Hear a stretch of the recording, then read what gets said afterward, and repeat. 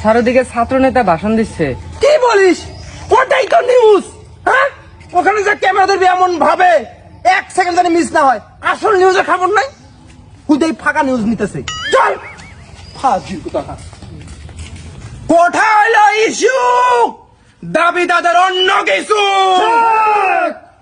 এই কোঠাকে ইস্যু করে সাধারণ কোমলমতি ছাত্রছাত্রীদেরকে পুঁজি করে বিরোধী দল সরকার দলকে কোণঠাসা করার জন্য এক ভয়ঙ্কর ষড়যন্ত্রে মেতে উঠেছে।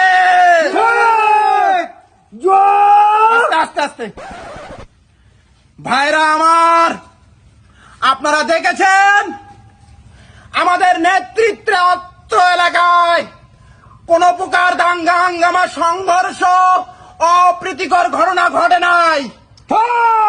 কিন্তু ওই বিরোধী দলের ছেলেপেলেরা সামাজিক যোগাযোগ মাধ্যমে প্রকাশ করছে সাধারণ ছাত্রছাত্রীদের উপর পুলিশ সহ আমরা নাকি হামলা মামলায় জড়িয়ে পড়েছে।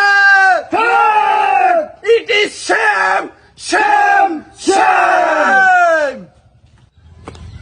সুপ্রিয় দর্শক, আপনারা নিজের কানে শুনতে পারলেন, অত্র এলাকায় কোনো বিশৃঙ্খলা না হয়ে শান্তিপূর্ণভাবে মিছিল মিটিং হইতেছে।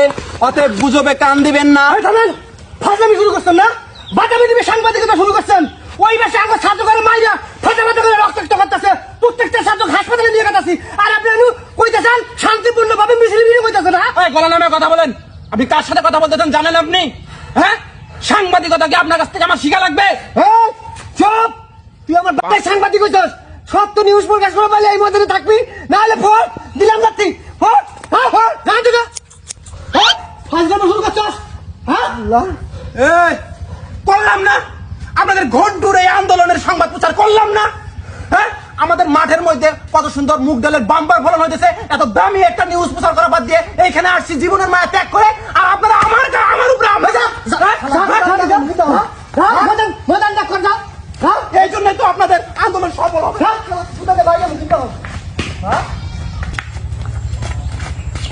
স্যার, আমি আপনার সম্পর্কে যতটুকু জানি আপনি অনেক ভালো একজন মানুষ, কিন্তু বর্তমান এরকম জুতার বাড়ি খেয়েও আপনি সত্য নিউজ প্রচার করছেন না কেন? সেটাই তো কথারে মোকলেস, উপর মহলে চাপ আছে, সত্য নিউজ প্রকাশ করা যাবে না। যদি পাকনামি করে সত্য নিউজ প্রকাশ করি তাহলে আমার চাকরিটি কোয়ালিটি ফাইট। তুমি হয়তোবা জানো না, 20 লাখ টাকা ঘুষ দিয়ে এই বাস টিভিতে আমি চাকরি নিছি। বেতন দিয়ে এই পর্যন্ত 5 লাখ টাকাও তুলতে পারি নাই। এখন যদি আমি সত্য নিউজ